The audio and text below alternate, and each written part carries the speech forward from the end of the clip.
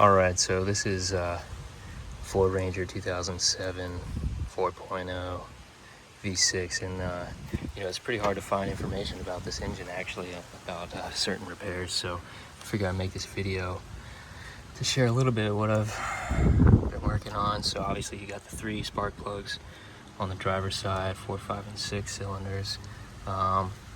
This one's somewhat difficult to thread back here, but if you put the socket down under this EGR pipe, you can get to it pretty easily.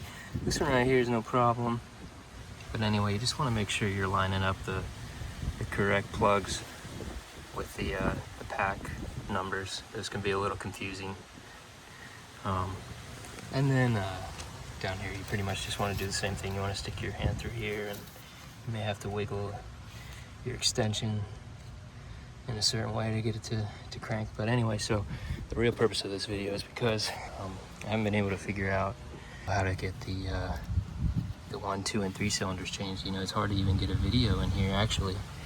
But you can see right there is number 4, and the easiest way to get to that, some people will show you online, is you take this cap off the oil fill and you can pull this tube. You're pretty much going to have to hold this with your forearm while you go down in there at the same time. I recommend using gloves because you're going to scratch your hand up pretty bad if you have decent sized hands. But yeah, that's the one right there. The hardest part of this actually is having a screwdriver to take off that clip. If you can see that black clip right there in the background. I left it open because it's such a pain to get closed. Try to focus on it. That one right there. A lot of times those clips are just, you basically have to break them to get them off. So there's a second one up here. There's actually potentially a third one. I can't remember. I might have torn it off, but anyway, let's put this cap back on. The main point of the video that I don't see really anyone talking about online is how to get easiest to number 5 and 6. I had to take this fender liner off.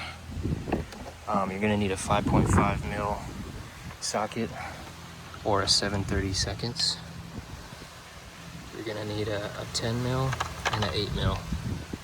It's one of those, you can get those in your standard ratchet socket set. But anyway, so once you get that off, you may want to do 4 while you're down here, but if you don't want to take the fender liner off, if that's the one that's failing, giving you trouble, just do it from the top. But you still can't really see it that well, but right there is number 2,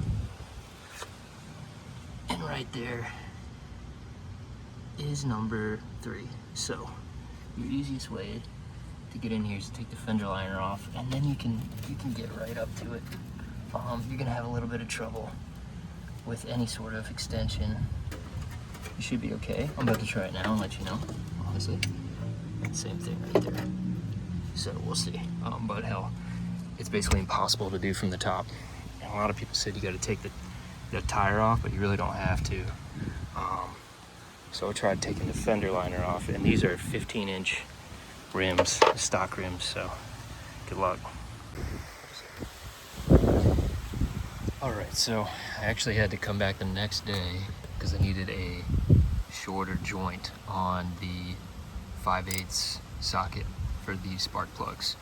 As you can see, it's a pretty tight space, and this gets in the way.